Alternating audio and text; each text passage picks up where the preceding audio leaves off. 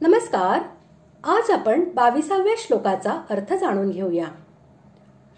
अशा प्रकारे सनातन अव्यक्त पुरुषाबरोबर परमगती व परमधामाची एकता दाखवून आता त्या सनातन अव्यक्त परमपुरुषाच्या प्राप्तीचा उपाय भगवंत सांगत आहेत. श्लोक 22. पुरुषस्सः परः पार्थ भक्त्या लभ्यस्त्वनन्यया यस्यांतस्थानि भूतानि येन सर्वमिदं ततम्. श्लोकाचा अर्थ: हे पार्था, ज्या परमात्म्याच्या ठिकाणी सर्व भूते आहेत आणि ज्या सच्चिदानंद घन परमात्म्याने हे सर्व जग व्यापले आहे, तो सनातन अव्यक्त परमपुरुष अनन्य भक्तीनेच प्राप्त होणारा आहे.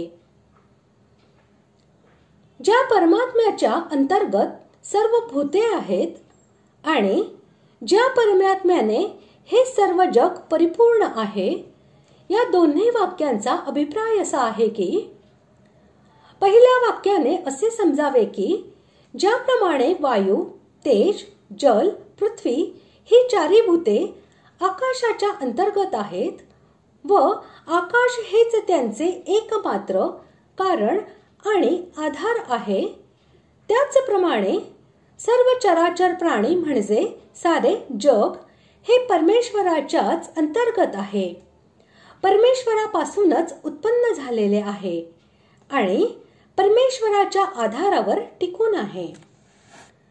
दुसऱ्या वाक्याने असे समजावे की ज्या प्रकारे वायू, तेज, जल, पृथ्वी या सर्वांमध्ये आकाश व्याप्त आहे, त्याचप्रमाणे हे सर्व जग अव्यक्त परमेश्वराने व्याप्त आहे. ते परमात्मा सर्वोपरी असूनही सर्वात व्यापून आहेत. अर्थात ते परमात्मा सर्व ठिकाणी आहेत, सर्व समयात आहेत, संपूर्ण वस्तूत आहेत, संपूर्ण क्रियेत आहेत आणि संपूर्ण प्राण्यात आहेत. जसे सोन्यापासून तयार केलेल्या दागिन्यात पूर्वीही सोनेच होते, दागिने तयार झाल्यावरही सोनेच आहे आणि दागिने नष्ट झाले तरी सोनेच राहील. परंतु सोन्यापासून तयार केलेल्या दागिन्याचे नाव, रूप, आकृती, उपयोग, वजन, मूल्य इत्यादीकडे दृष्टी राहिल्याने सोन्याकडे दृष्टी जात नाही. तसेच संसाराच्या पूर्वी ही परमात्मा होते, संसार रूपाने ही परमात्माच आहेत आणि संसाराचा अंत झाल्यावरही परमात्माच राहतील. परंतु संसाराला पंचभौतिक, उच्च नीच, लहान मोठा, अनुकूल प्रतिकूल मानल्याने परमात्म्याकडे दृष्टी जात नाही. पूर्व श्लोकात ज्याला अव्यक्त, अक्षर, परमगती इत्यादी नावाने म्हटले गेले आहे, त्यालाच येथे पुरुषः स पर म्हटले गेले आहे.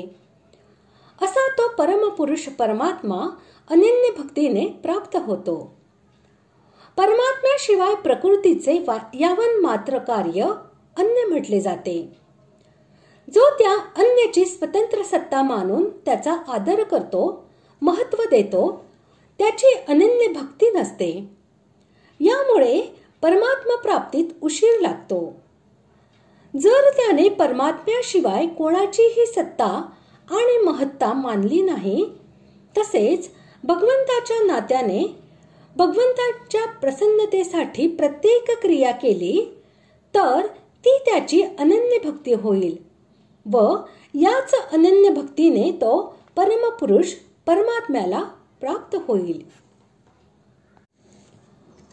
अनन्य भक्ती म्हणजे सर्वाधार, सर्वांतर्यामी, सर्व शक्तिमान अशा परमेश्वराला सर्व काही समर्पण करून त्याच्या विधानामध्ये नेहमी परमसंतुष्ट राहणे आणि सर्व प्रकारे अनन्य प्रेमाने नित्य निरंतर त्याचे स्मरण करणे म्हणजेच अनन्य भक्ती होय.